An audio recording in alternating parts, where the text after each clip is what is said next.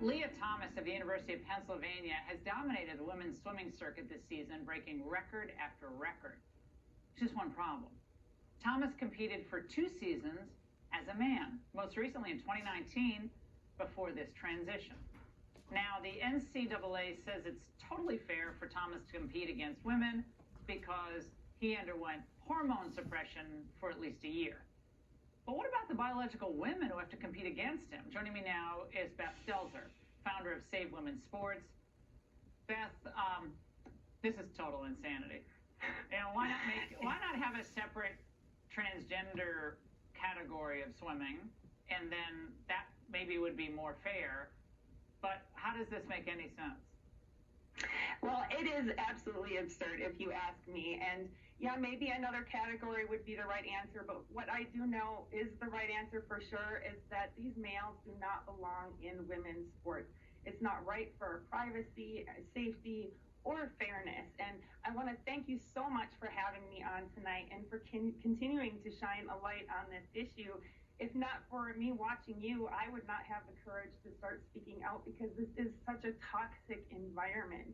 And I'm so grateful that you are highlighting women's voices here. Well, a lot of female athletes are afraid to speak out.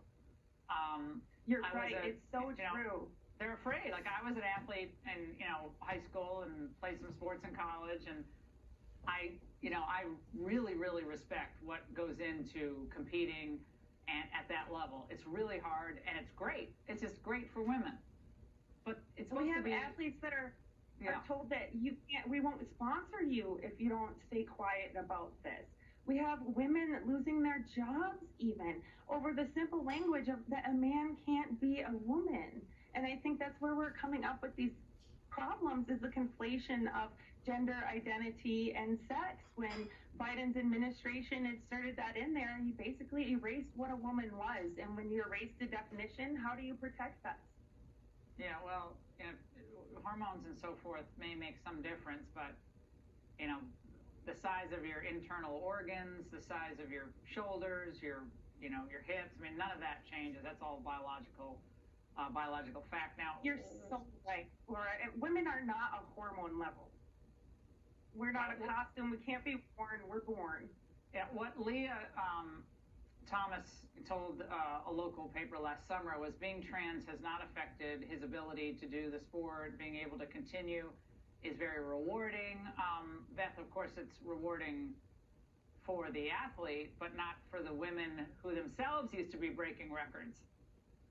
Yeah, and this male we're talking about now has not only set meet records, but cool records. And there is no asterisk on the record board to show that for future generations of females, that was set by a male, and that's why it's not obtainable. Not that they're not pushing themselves hard enough, but that was set by a man. Let's be honest with our language here. The emperor's not wearing clothes, and it's time for everyone to step up. And I hope that me being on here, an average woman, can help other people to get the courage to speak up too. I took a free website to getting laws made in our name in 2 years. What can you all do? Well, and I think that we need female athletes and former competitors and former Olympians who might not have gotten their Olympic gold, bronze, or silver if the situation had been different, when they competed. They need to speak out. Definitely right. This is all for girls. This is all for girls and women, and that's what we're talking about. We want them to succeed and be happy and compete. Beth, thank you. And right on cue, there's something